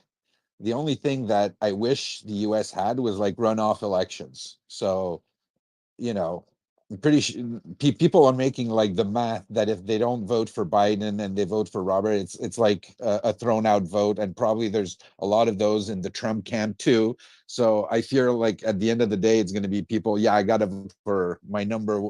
I can't vote for my number one because I'd be throwing away my vote. And it's sad to say, but I think Robert doesn't really stand a chance. But I'd want him to win. But without runoff elections, it's like it's going to be AB again, like versus Biden, Republicans versus Democrat, and the independents get screwed all the time. Yeah. So, We actually have quite a few people in the replies voicing their opinion as well. You're welcome to leave a reply to the space. If I see any good comments, I'll read it out here. For example, Frosty says, did anyone ask AI about best election outcome? And then Tesla Doctor says, Biden will try to get Optimus to unionize. Machine. I mean, personally, I would just say selfishly, Trump said on the All In Pod that he would release the Kennedy files, which the JFK files, which by itself I'm like interested in. So I'm like, if there's a tiebreaker, maybe that's it. Otherwise, I don't want to get outside of Tesla space, but I think the most important issue going forward, which I don't know if any of these politicians can fix, is basically the mainstream media and social media, fake news, just their incorrect news. All this influence is just killing people. I mean, people are so dumb now in terms of international events, and like if this is where it's going, I don't know how to fix it, but like we can just tumble down roads where people make bad decisions as a collective group, even when faced with real evidence. And I don't know how we've solved that. Like, I know people here believe it's X, but I don't know if the whole world is going to use X. So I don't know. Like, how can politicians affect this? I don't know if any of them will. But to me, that's a big pressing issue. Light spirits? Yeah, I really believe it goes to the run-up thing or ranked choice voting. We really need that. If you can get that installed, it would solve many of our problems. We can choose the one you choose, and then if you choose the best, you can get second choice, third choice. Yeah. Just when you're making your comments, everybody, just a reminder, this is a Tesla space. I opened the discussion around which candidate would be better for EVs, and we can talk about Optimus as well. And general comments here and there are okay, but let's try to focus the discussion on Tesla a little bit. Lenny? Hi, I hope all is well. I hate talking politics, but now that we're talking about this quickly, I don't think Joe Biden is going to be a good for the EV, because if you look at what he did to Elon Musk, he snubbed him at the White House. He constantly attacks him, not only politically, but look at all the investigations, what he did with the whole pay package down in the Delaware court. Not saying it was just him, but he's weaponizing the legal system, in my opinion. So who's going to be better for EVs? It could be Robert Kennedy, or it could be Trump. Trump is looking forward to getting a Cybertruck, is what Elon said. So maybe he'll actually come along in the future. Alexander. My question was about to sidetrack the conversation, so I'm not gonna ask it. Okay. If you'd like to voice your opinions, you can do so in the poll at the top of your screens. 1,100 votes right now, and quite a bit of turnout in the replies as well. It's going to be a hot topic for the next couple of months, obviously. Right around the time, end of June is when I thought we would start seeing a bit of a pickup in political discussions, and we're seeing that now. I have a Tesla question. Yeah, go ahead. In Fort Lauderdale, a bunch of Cybertrucks were vandalized with somebody graffitied them. Why didn't Tesla have security? I mean, was that like a lapse in judgment or something? Omar? I mean, they do have security. They have the fence, obviously. People can climb the fence, they can get around it. So they just clean the trucks off. It's not really that big of a deal. Vandalism does happen across the country, but it's pretty rare. So, it's nothing that you really have to worry that much about. It's not really going to destroy the business. I'm sure they're probably going to guard the facility a little more strongly where that occurred, but ultimately it's stainless steel. You could just wipe it off and it looks good as new.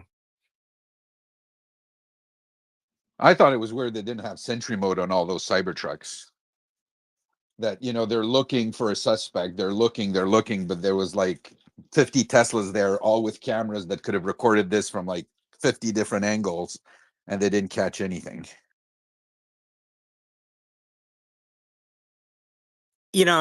It's not really like that big of a story, except he said Elon, right? Imagine if every time somebody graffitied something across the country, there was a news article about it. You can spray paint about your gang or whatever, nobody cares. But then you spray paint a Cybertruck Oh my God. How could No, they no, of spray course, paint a that was Cybertruck? blown. I totally agree with you. This is like totally stupid that it even makes the news. The what I thought weird now that we know about it is that, Sentry mode was not by default on all these trucks that could Well, have captured the whole thing. you'd want fixed security cameras on the building. That's Sentry mode obviously uses battery, and then the footage is all on the car's USB drive. So I don't think that's really the issue here. The person was probably, wearing like a mask or something like that so that they couldn't see them. But ultimately, it's not really a big deal. We'll leave it to the local police there to catch those hoodlums. Yoda. Yeah, I was wondering, between the two candidates, what are their views on AGI, assuming that in the next 4 years, that we're gonna approach AGI? What's their stance on that? Biden's view on AGI is, AGI. Blah, blah." And Trump's view on AGI is, I really am one of the best creators of AGI. They say my AGI is one of the best out there, I have a lot of AGI friends. I got a lot of really AGI friends, and they say, you'd be really, really good for AGI.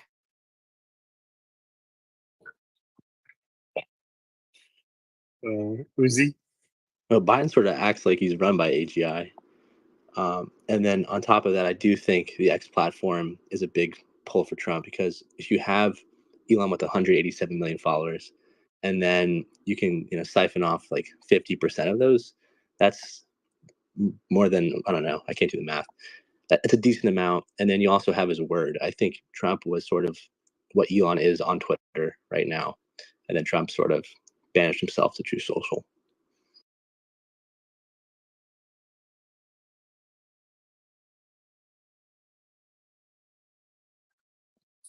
We have a question that applies.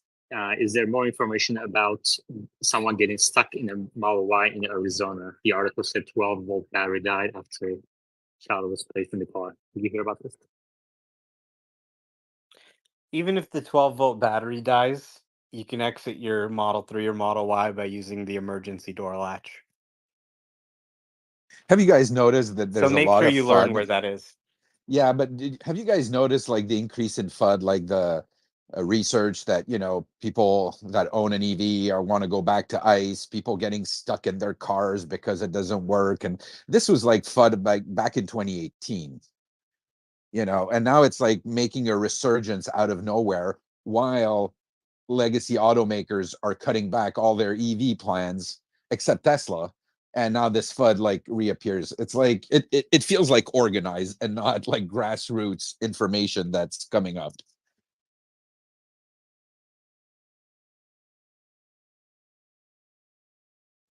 Well, obviously, that's nothing new.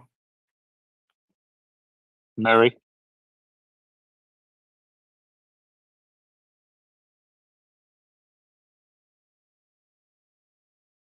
Where's that latch? Well, it's right next to the button. If you look at where the windows are, thing to open the window, you can see right above that, closer to the dashboard, there's that latch, and you can just pull it up, and the door will open. Okay, great. Thank you. Aditya Ranyan. Yeah, are you able to hear me? Hello? Yeah, what's your question? Yeah. So, I ordered a Model Y during the period when there was a promotion of 0.99 APR, and it was like almost 4 weeks. I was not getting any response from Tesla. So today I went to one of the store, and they hooked me with one of the Model Y, which is in Austin. I had to drive from San Antonio. So my question is, when I'm accepting and reviewing the order, I see an order update as Tesla Vision Model Y will not include ultrasonic sensor and instead will use full rely on camera vision. So my question is this a default happening with all the Model Ys, or is it something specific to the vehicle which is been assigned to me? And if it is a default, then what are the pros and cons of not having a USS? So all Teslas have been made without ultrasonics for several years now. So just click accept. Don't worry. There's no choice really. All the cars are just pure vision and it works great. Perfect. All right, we have 12-minute warning. 12-minute warning. We're coming to the end of the space. And while we had Yoda on the space and Omar as well, I want to ask them about Nvidia. Nvidia has declined quite a bit in the last 3 days, down 15%. And I'm getting quite a bit of questions, Yoda, whether it's a good time to buy Nvidia. What do you think? Are you buying the dip? Well, like I said, I don't look at daily share price movements. What I try to do is accumulate the shares that I own over time. And so I think for Nvidia, last time I checked, I have 960 shares, but that is just a portion of my sort of Taiwanese AI chip play, the bulk being on TSMC. I will,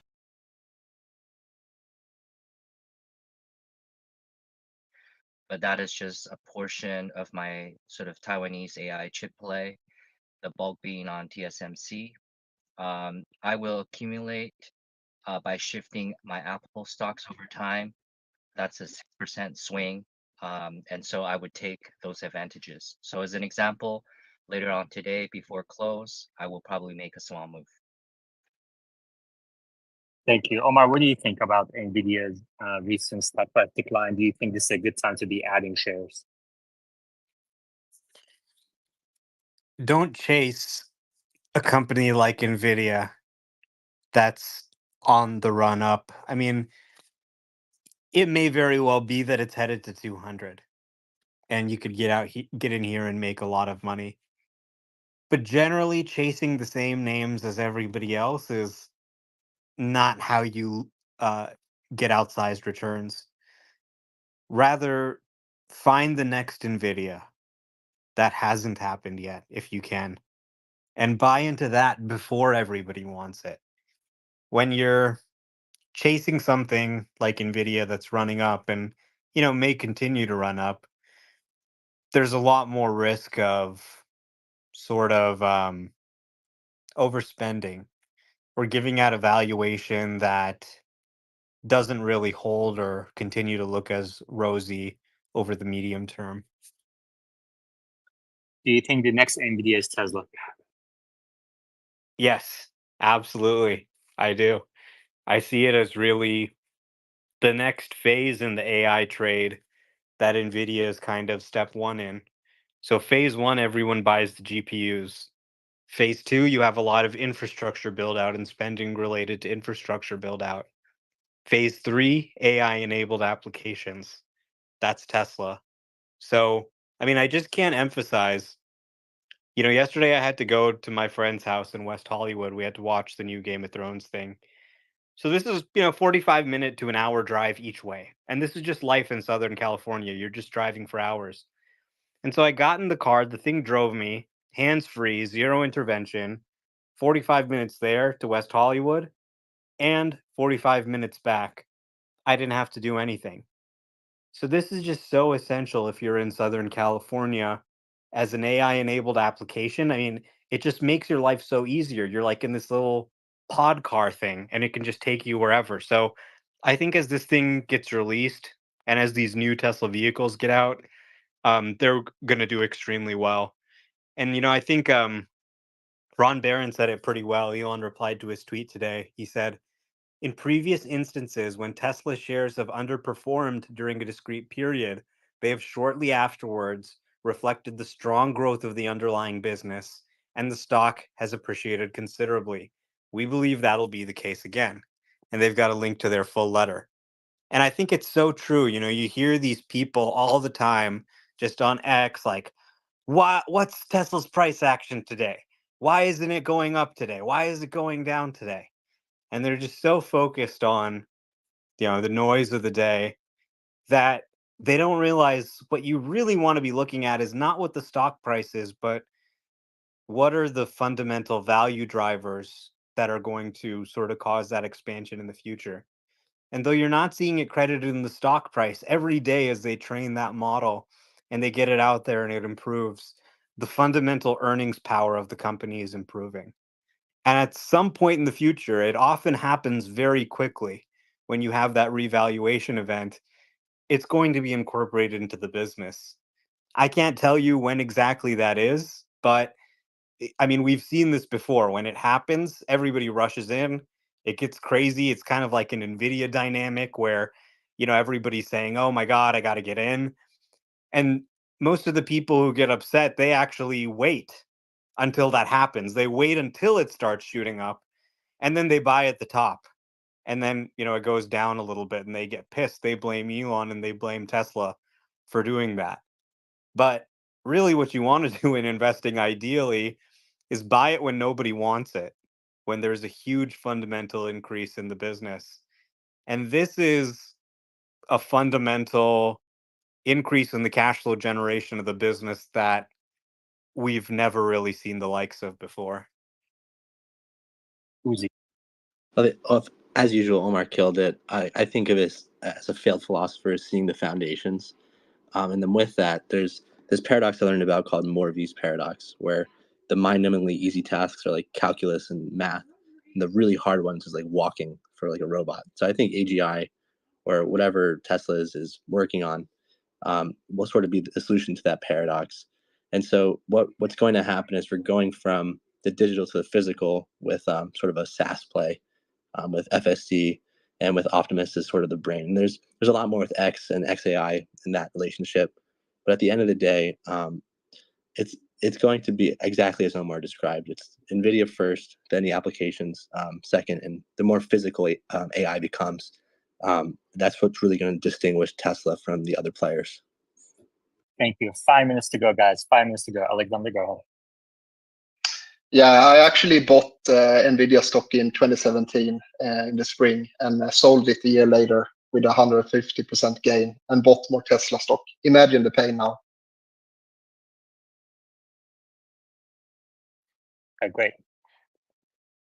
All right. Wessex. Yeah, this is just a question for Yoda. Yoda, do you feel that I'm assuming that you're buying Nvidia for a long position? You feel it's better long position than Tesla? To be clear, Nvidia is roughly, I think, 2.5% of my portfolio value. So we're talking about the cherry on the cake, here. So with a grain of salt, but I totally agree. Do not chase after what everyone's buying. Do your own research. The conviction that I have on Nvidia is that we are very early in the AI sort of innings, because if you look at the way we all consume AI right now from a consumer perspective, is a few times a day. It's primarily text-based. This will become multimodal and always on. And so we are probably in the first couple of innings here. So while it is true that if you follow the tokens, we're going to go from chip infrastructure that generate the tokens to the applications of the tokens, such as Tesla, we're still quite early. Now, I will never sell Tesla shares, period, nor will I sell Tesla shares for Nvidia. What I will do is sell Apple, which is a more sort of mature company, but there's arguments on that as well. But in my opinion, a more mature company, and shift that over to the likes of Nvidia and TSMC, cash for cash with more potential for growth. But I'm not touching Tesla. Omar. Yeah, I mean, I don't know if you guys have heard about the great trading firm Obvious Capital. They just do all of the obvious trades that everybody's doing. So right now they're all in on Nvidia. Anytime there's just some big company that's running, they get into that and they've done very well. Except they haven't. It's not a real company, because nobody's ever made money just making these obvious trades that everybody's making. So I feel like this is a lot of the same people who maybe, chased GameStop, chased some other things, got in too late. Um, you are seeing a little bit of that froth right now. So two separate things. A business can be a great business with strong fundamental earnings growth, and yet you still see a little bit of this froth. You see the kind of idolizing of Jensen as a rock star, right? People are asking him to sign their tits because he's making them so much money, and you see this kind of bubble thinking, right? Like going back to the tulip mania, people kind of getting these things where something's running up, there a little bit of froth develops, right? So, and then that can happen on the downside as well. When things kind of go, it can go up very sharply, it can go down very sharply. So understand the history. Doesn't mean it's not a great business, doesn't mean it might not go to 200 or something like that, for all I know. But you can always smell the signs of froth when they emerge, and you can definitely smell a little bit of it here. Yeah, I just wanted to wrap up with this. Yaman, I received as a Patreon member, your Tesla Weekly email that went out, I guess, yesterday, and I just thought it was great. It was really helpful. I thought of a few Thank people you. that I wanted to forward it to. Yeah, you're very welcome. I Oh, think thank you so much. I really appreciate that. I do work a lot you got for those weekly updates, and I think that they're deeply underrated, especially the macro weekly one. I really appreciate you saying that. you got it. All right. On that great note, thank you so much. You made my day, man. I will talk to you guys next time. Take care.